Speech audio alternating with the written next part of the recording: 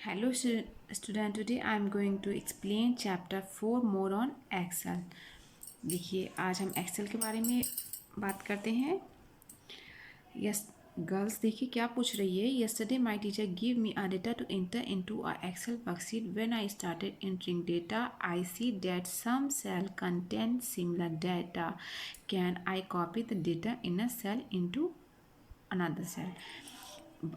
Teacher ने मतलब लड़की को क्या दिया, एक वर्कशीट दी थी जिसमें डेटा को इंटर करना था. और उसने जब डेटा स्टार देखा उसमें, तो उसने क्या देखा कि कुछ सेल्स में डेटा सेम है.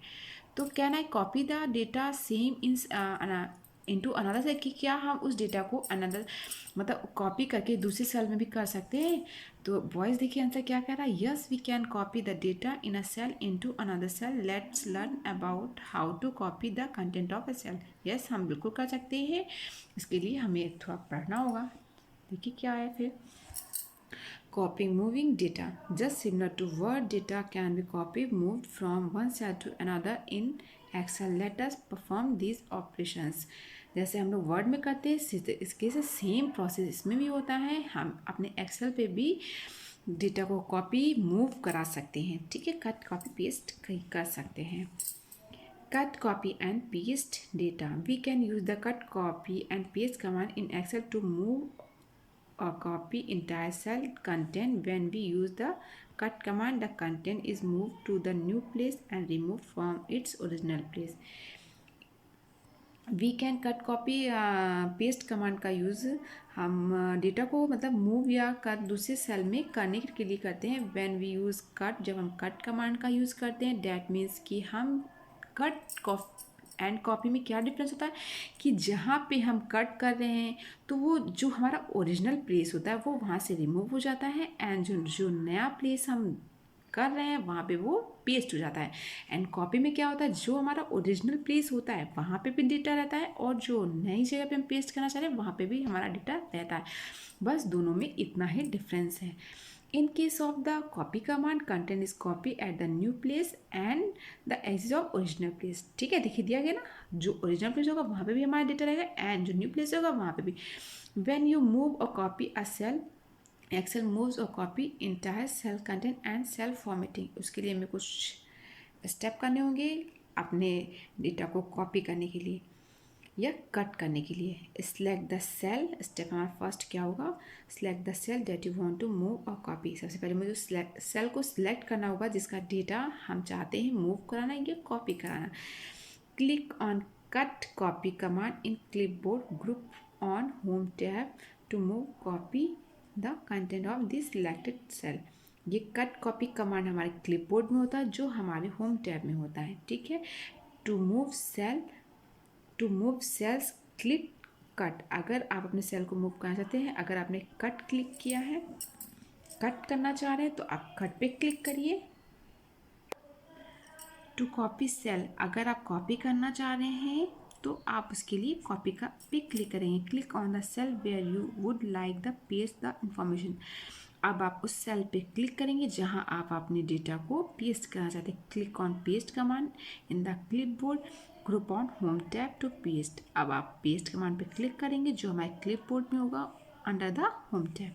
अब ये देखिए आपको दिखाते हैं. This is home tab, cut copy paste. देखिए दिया गया clipboard. Okay, now to copy cut and paste the content of the cell. अब इसका शॉर्टकट लर्न कर लीजिएगा बच्चों सभी लोग. हमारा कॉपी का कंट्रोल+C, कट का कंट्रोल+X एंड पेस्ट का कंट्रोल+V. ठीक है, आप डायरेक्टली शॉर्टकट का यूज़ करके cut copy and paste command का यूज़ कर सकते हैं. Column widths and row heights. On a worksheet, you can specify a column width 0 to 25. जो इसकी हाईएस्ट विड्थ होती है वो 255 होती है, 0 to 255. And row height of 0 to 409. ठीक, 409 ये है सबसे हमारी हाईएस्ट होती है. ये भी हमारी सबसे हाईएस्ट विड्थ होती है. द वैल्यू अगर आप इसके ऊपर डालेंगे विड्थ, चौड़ाई डालेंगे विड्थ, तो वो एक्सेप्ट नहीं करेगा.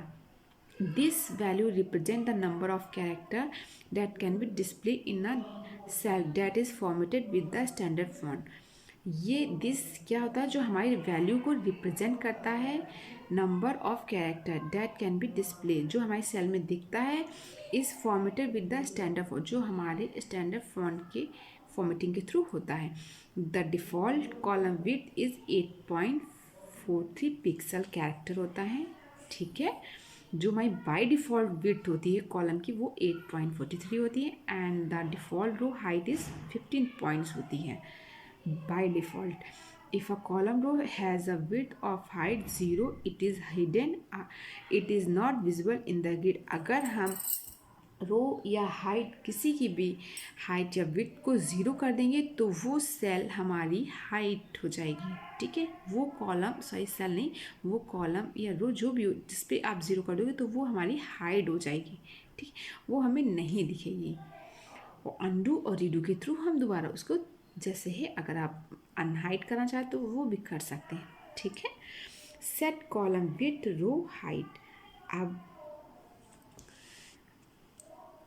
Set column with row height, अब इसके लिए हमें क्या करना होगा. अगर आप चाहते हैं कि आपने कॉलम या रो की हाइट या विड्थ को बढ़ाना या घटाना चाहते हैं तो उसके लिए आपको ये स्टेप फॉलो करेंगे. Click on format command in cells group from home tab. Home tab में फॉर्मेट कमांड होता है. ठीक है, उस पर आप कॉलम विड्थ ऑप्शन पे जाएंगे.